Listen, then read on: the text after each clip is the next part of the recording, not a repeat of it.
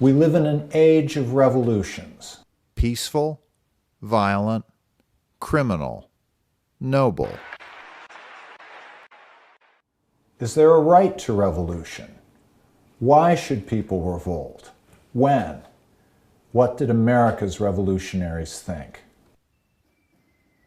The forerunner of our revolution was the Glorious Revolution of 1688, when England deposed a Catholic king, James II, and replaced him with his Protestant nephew, William of Orange, who was also married to his daughter, Mary.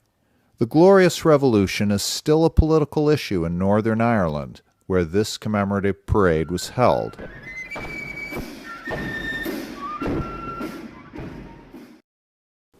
Every colonial American knew about the Glorious Revolution.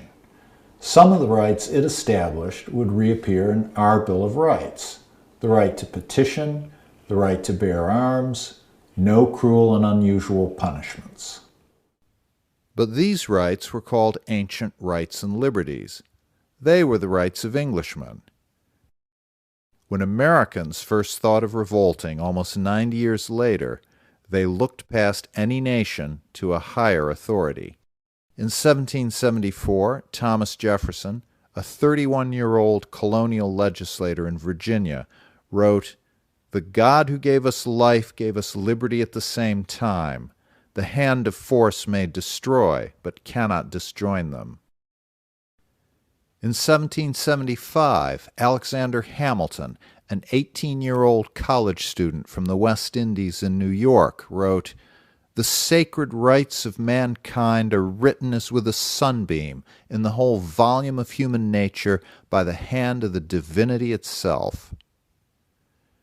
Americans did not claim the rights of Englishmen. They claimed human rights established by God. In 1776, the Declaration of Independence explained what the founders thought about revolution. Though the Declaration was written by Jefferson, it was not a collection of his little thoughts. It was a public document endorsed by the Continental Congress.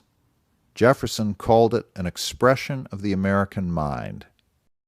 The second paragraph makes 6 points. Rights come from God. All men are endowed by their Creator. Men always have rights, whether they exercise them or not, with certain inalienable rights. Government exists to guarantee rights. To secure these rights, governments are instituted among men. Just government is based on consent, deriving their just powers from the consent of the governed. Governments that destroy rights may be changed or overthrown. Whenever any form of government becomes destructive of these ends, it is the right of the people to alter or to abolish it. Altering or abolishing has to be done prudently. Prudence, indeed, will dictate that governments long established should not be changed for light and transient causes. Most Congresses say less in more words. The American Revolution kicked off an era of revolutions. The founders disagreed about how well other countries did theirs. The French Revolution began in 1789, and one of its early leaders was a hero of our revolution, the Marquis de Lafayette. But not all Americans were hopeful. Hamilton, who was by now Treasury Secretary, warned Lafayette about the vehement character of your people, the interested refractoriness of your nobles, and the reveries of your philosophic politicians. But Jefferson, now Secretary of State, saw it as a repeat of our revolution and backed it through the Reign of Terror. The liberty of the whole earth, he wrote, was depending on the issue of the contest.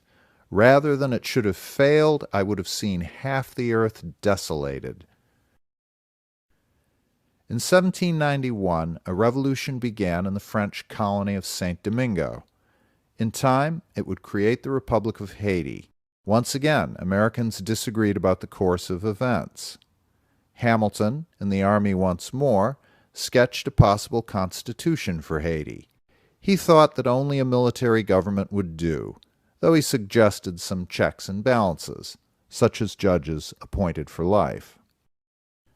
Jefferson, who became president, was uncomfortable with the revolution of slaves so close to the United States and promised France to cut off American trade. Neither revolution showed much prudence or agreement over its principles. France has been a republic for over 130 years since 1789, plus 2 empires, 2 kingdoms, and fascism. The ceremonial panoply with which Duvalier surrounded himself was never more than a camouflage to cover the absolute power he himself held. He and those around him wove a spell of terror over Haiti. Haitian history has been even more tangled.